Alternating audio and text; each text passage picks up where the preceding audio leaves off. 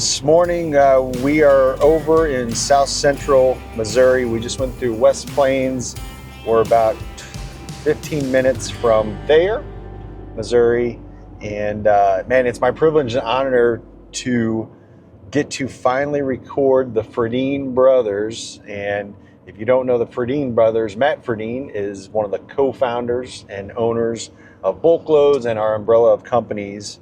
And it was awesome. Matt, we had a conversation and he said, man, why don't you go out and film our family's business? And one of their businesses is right down here, about a couple hours east of Springfield, where we're based out of. And kind of right between or almost south of West Plains, close to Thayer, Missouri. But they bought this ranch, or I should say one part of it, and have expanded it. And we're going to see this today and even the story behind it. But Matt's told me over the years just how they've expanded this operation.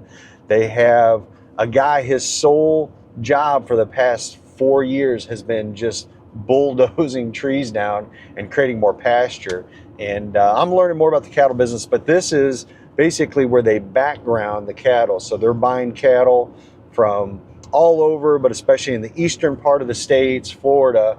They truck it up here. They get put out here before then the cattle get loaded up and go out to the feedlots. So this is just one of those stations that we'll get to film, or one of these segments of the business among others, and put this together in just into a beautiful story. So yeah, get ready to see the Friedeen family business. Yeah, this is quite the operation, man. Yeah, we're trying to get stuff put together. How long is this in the makes? They started in 2019. So really not that long. No. Yeah, this was the first place they bought, and then they've added 2 more places since then. So, because how many total acres is this? that'd be 6,000 thereabout, total, the 3 places. Are there cow calves still here? On this place? Yep. No, not on this place. We're all yearlings and calves, unweaned calves. We wean a lot of calves. That's kind of our deal, is getting health on cattle.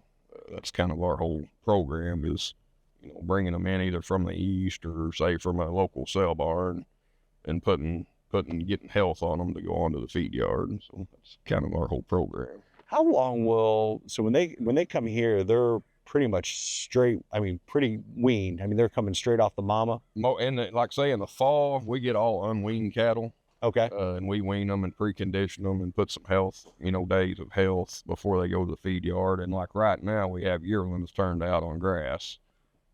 We'll have them from, say, starting in January to July 4th. We'll start shipping them to the feed yard. So. Shops this way? Yeah. Yep. So this is kind of the spot where most people meet, though. This is where we come every morning. Yeah. Nice. Yeah. And you all built the shop. This is brand new. Yeah. Yeah. You mentioned the 8 guys. Everybody full time? Yes. Yes. Yeah. Everybody. My son works here. He's 20, and all the way up to our bulldozer operator 60. So we got and everywhere in between. Yeah. Are there other ranches like this in this area? Oh yeah, there's a few. Yeah. Okay. Yeah. This is southern Missouri, would be predominantly cow calf. Not a lot of backgrounders and stalkers like we do, but yeah, there's bigger places around. Why is this area so desirable for this operation versus other parts of the United States? Or we grow grass really good here. It's kind of grass country, and it's not really farmable, so that makes the price per acre considerably cheaper than in farm country. So, yep. How many cattle are currently on the property today, roughly? But between all the places, we'll have a little over 4,000. 4,000? Okay. And that's 6,000 acres of property. Okay. Is that max capacity probably with what you got? For the grass we have at the moment, yeah. As we clear more ground and go forward, we'll be able to run more cattle. But okay. But yeah, we're pretty well full. Yeah. So you want to be able to, you're not really adding more cattle right now to the property? Not at the minute, no. We'll start shipping our big yearlings. They'll weigh 900 to 1,100 pounds. Next month we'll start sending them, and then we'll backfill with unweaned calves in the fall. Most of them will come from the east, unweaned. lot of the unvaccinated. It's a pretty good chore. Yeah. So the core of that is really when those cattle coming in here, it's just getting them healthy and moving them on. Yes, yeah, that's basically our program, is taking high risk cattle, that's been stressed, whether it's through the barn or hauling them 600 or 700 miles, and just getting them here, putting some days on them to get them healthy. So you're not really growing them here necessarily. Not so much. No. Most operations, will they background them about the same amount of time before they go to a feedlot, or will some cattle, because I know there's operations in northern Missouri that background them, but will they stay on grass longer, or is that about the norm for, and how many days will they stay here? Yeah, everything's a little bit different. Like now when we have grass and we're grazing cattle, they'll be here for 4 to 6 months. But in the fall, when we don't have much grass to grow them on, 60 to 90 days, and then send them home. Okay. The cattle that leave here, most likely, where are they ending up? Like geographically, where are they going to? So all the cattle that leave here will go west, say to northern Colorado, southern Nebraska. Some of them will go north to Iowa, southern Minnesota, but for the most part, west. Okay. You all also have, is it a buy station over in Virginia? In Virginia, yeah, that's where what exactly is that? Explain that concept for people that don't know what a buying station is. Like here, everybody markets their cattle for the most part in a sale barn, an auction yard. And out there, it's just a little bit different. A buying station that's similar to the stockyard, but without the bidders. So they'll bring them in, they'll sort the cattle up to size and quality, and they'll weigh them, and they just write you a check for them. Why is that? Why do they have that versus a sale barn? I guess it's just different, geographically where you're at. They do it a little different. Okay, so just the way it's been done over there. Okay. Yeah. So these cows we're looking at right now, how long have they been here? Them cattle's been here. Them cattle there are actually some preconditioned cattle. They've only been here for about 30 days. Okay. They come from a local producer at West Plains. Okay, so it's local cattle. Yeah. Okay. Good looking cattle. Oh yeah, they're good. Really nice looking. So right now, you got plenty of grass out here, but what's the reason you're feeding them right now? We feed them, once or twice a week, just to get a good look at them, check the health on them. Just to get them up, they know. It's so much easier to bring them to us than have to drive over a 200-acre pasture and look for all of them, Yeah. Man, these are good looking cows. Did you say these are locals? Yeah, everything on this ranch would have been from southern Missouri. The dozer guy, Matt was telling us about, was it just one dozer or two dozers? We have two running. And they run all the time? Yeah. One guy, that's all he does is run the dozer. And now the other guy, he does other stuff too. He'll help work cattle or feed, whatever. Explain, just in your opinion, like the math behind that, because I'm like, dude, that cannot be cheap. Running two dozers, the diesel fuel, the manpower and all that. Oh, yeah, but explain like the calculation and just the thought process, because again, it's clearing out trees to grow grass, to put more cattle on. Right. And again, at today's market, genius idea. Yeah. And the thing is there's not many ranches for sale, but there's lots of ground that's covered in trees for sale. So, if you want to get bigger, sometimes you just got to do it. Make the ranch, yeah. Health-wise, what is the biggest risk out here on cattle? Pneumonia. Anytime cattle get stressed, whether it's hauling them a long ways, taking them away from their mother, or putting them through a cell barn, that creates a lot of stress, which weakens their immune system, for pneumonia and like bovine respiratory disease. And anytime there's stress, that definitely adds risk to the health. Physically, because obviously there's still a lot of physical work out here. What's the most grueling and exhausting physical work out here? Probably building fence, especially when it's 100 degrees out and you're driving these posts in the ground and stretching wire. So you guys are stretching wire all summer long? Yeah, for the most part, because most of these ranches when we took over, didn't have adequate fencing or enough of it for the way we do it. So. The ranch as it sits today, in a year's time, how many cattle will come and go off this property? How many will move through this ranch? We'll do 8,000 to 10,000 a year. Talk about how this even came to be, because Matt was explaining just how, was it Marty that actually pitched it to the Fredin Brothers? It was. Can you explain that? So I think in 2018, Marty has bought cattle and worked with Fredin Brothers for years, you know, probably 15 or 20 years. This ranch here come for sale, you know, in, I think 2018. And he just kind of mentioned it to Kurt and Jeff that, hey, there's some land down here, you know, you guys might be interested. And of course, they flew in and looked at it, and I think wasn't really interested, and got interested, and it just all kind of evolved from there. So, and this is kind of what I've done most of my life, so it all just kind of fell into place for everybody. That's awesome. And Marty's main role is cattle buyer. He's a cattle buyer, and he runs a lot of cattle himself, you know, yearlings, cows.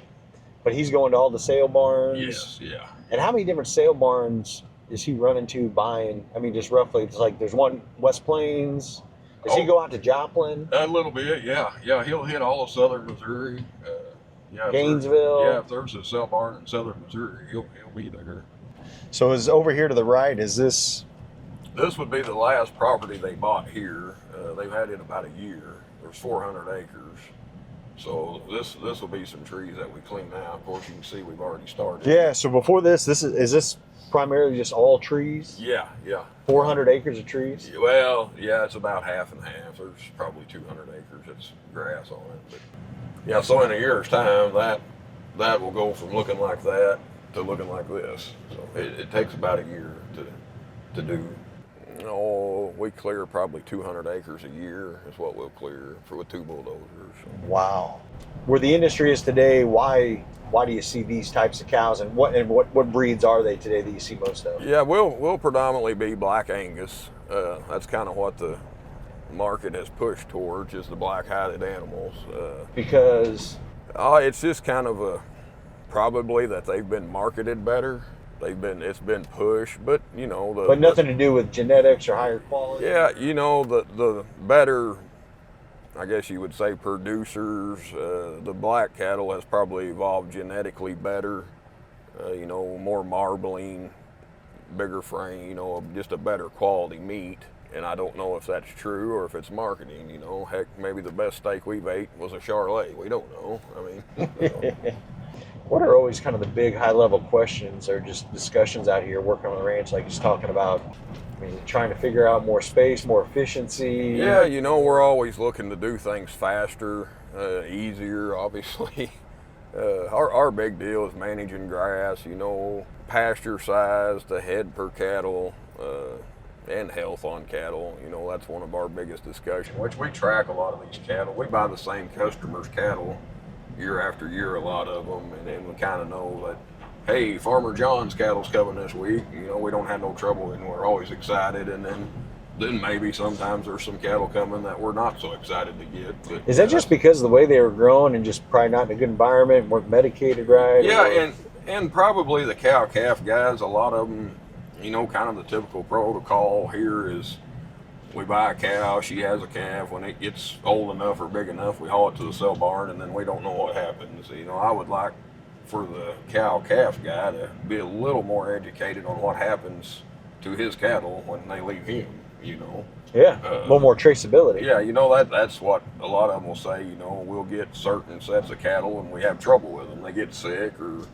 one thing or another, and the answer is always, well, I didn't have no trouble when I had him. Well, no, he was on his mom. He was at home. Nobody was bothering him. You know, no, you didn't have no trouble. But you get him up, you corral him, you take him from his mom, you haul him 100 miles to the sale barn. He's there all day, and then he's hauled to us. We run him through, stress him out even more. You know, that adds a lot of stress. Did the Fredin brothers come up with this 2 Mile Ranch? Actually, I did. My son actually built that sign. That's nice. Of course, me and him and Sean, the guy we met, we built all this. Do you have to worry about theft out here, cattle theft? You know, and I hate to even bring this up, but like, it always seems like West Plains is known, like I've just seen headline news, or there's been news articles in the past about cattle thieves. Oh yeah, which is always in the back of your mind. We've never ever had a problem. Of course, we keep gates locked and the best we can. But yeah, especially today's prices. Yeah, it's always a concern. But knock on wood, we hadn't had a problem. It seems like there's anything can happen, but it's a tight enough community. If somebody, steals calves and all of a sudden somebody's selling them some, you know. Oh yeah, but, and like all our cattle that's turned out are branded. You might have seen the FB on some of them. Some of it's a little hard to see, but they're branded. And of course, ear tagged with 2 Mile Ranch or Cold Rock or Fredin Brothers, or they'll have something in their ear. But yeah, it's always a concern. I mean, you take even a gooseneck load of cattle that you could haul in a pickup. If he gets 25 of them, and say they cost $22.50, you know, in an hour's time, he can have $56,000 cattle on the back of his truck and head it down the road with them. Holy smoke.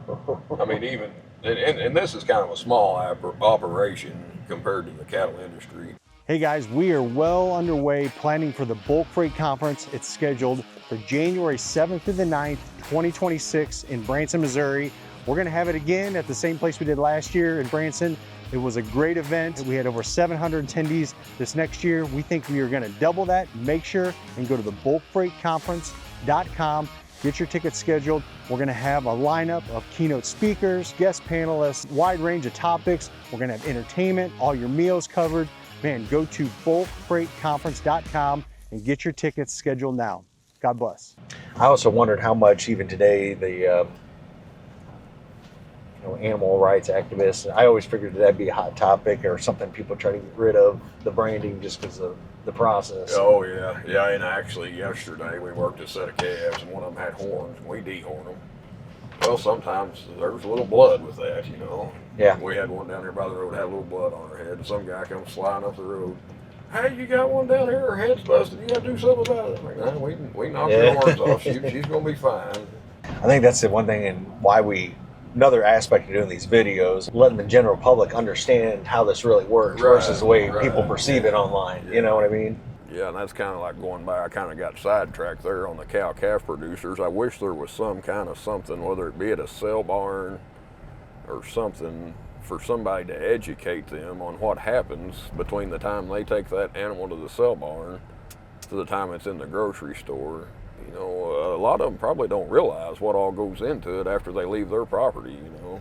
They raise it up to 600 pounds and they're done. But if they had a little more education on what actually happens, you know, it comes to us, gets backgrounded, gets grown, it goes to the grow yard or straight to the feedlot or whatever. You know, it might change some producers' perspective on how they handle their cattle and prepare them. Yeah. And there's premiums and incentives for them to do that. I mean, cattle there's price difference, you know, from cattle that's been prepared correctly to not. There's a difference. This is just random, you probably don't know, but like a lot of cattle out of here that raising are going on, are those going to the grocery stores, restaurants? Are those, I mean, some of that meat are we seeing here in the Midwest? Yeah, actually, like the cattle that we're looking at today, most of it'll be your higher quality, you know, choice or better. Okay. So like if you're buying a choice steak at say Walmart or Sam's or is, Costco that would be kind of the animal that we're growing. When you look at expanding this down here, obviously these farms are butting up to it. I assume just a lot of generational farms ownership. Yeah, and like as far as expanding this one, there's no grassland that borders it, so if we're going to get bigger here, it's going to be more bulldozers. Cleaning stuff out like that. Wow, I'd never seen something like that before. That's interesting.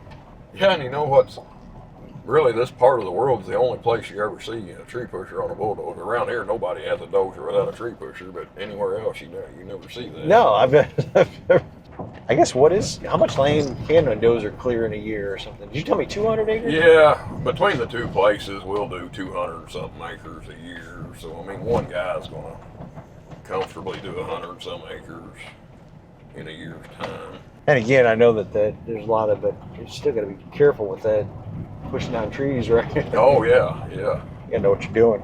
That thing will push down a big old... Oh, yeah. It's kind of a methodical process. I mean, most people would think of a bulldozer clearing trees. You just put it down and drive and push them up, but it's kind of a one tree at a time deal. You know, you got to be pretty methodical with how you lay it out, and even the way you stack your brush piles. You want them headed a certain direction to when they're burnt. Yeah. And you push them off, they're laying the right. I mean, it's more of a process. Yeah, it's just not pushing a pile up. Yeah. So this property here, can you explain, like, how long ago was this cleared off? So this would have been done in the last 30 days. I mean, it was all brush and woods, kind of like the trees you see there. And in the last 30 days, he's piled it and burnt most of it and got it somewhat smooth. And then we'll go back in the fall of the years when we sow our grass. So we'll go back in September, October and smooth it up a little more and then sow the grass. And by this time next year, you'll have cattle on it. So. Wow. So by next spring, you should have... Yeah, the next spring we'll be grazing. With this piece of property, how many more acres need to be cleared out? There's approximately 300 more acres of timber that we'll take out and turn to grass. The dozers that are working back here, is there any time that they're not running, or are you trying? They're running as much? Yeah, we run all we can. You know, weather predicts when we run. In the wintertime, a lot of times it's too wet. But as long as the weather allows us, we're moving. Yeah, and like versus the last property, this one, he's burning the brush as you go. Yeah, versus as long as it works. He likes to, get something started and burn as you go, and then when you move on, you're almost done. We'll come back, and some of it we'll even take a road grader and smooth off with the road grader to get it really smooth and before we sow. And yeah, then we get fescue and orchard grass and clover, and it's done forever. It's just maintaining. These properties, do you ever, again, you're grazing them besides spraying for weeds, you're never having to brush hog them or any? We do clip the pastures. If we get a lot of stem, the seed gets in the cattle's eye. Oh yeah, a lot of pink eye, irritation for pink eye. Yep. So if we have a real stemmy spot, we do clip the pastures. Yeah, I can remember when because Matt and I, we've been in business together since 2011. 2010 we met, and I can remember him talking about that family had purchased this property down here, and then he came down a couple times, but. Yeah, I was always just like, that's interesting. And out of all, like for me, and I've learned, I've been in agriculture my whole life, but just learning agriculture down in this area. Right. Like, yeah, it's different. Yeah. And everything we do is different, and we can't help it. Back to the kind of the hillbilly thing.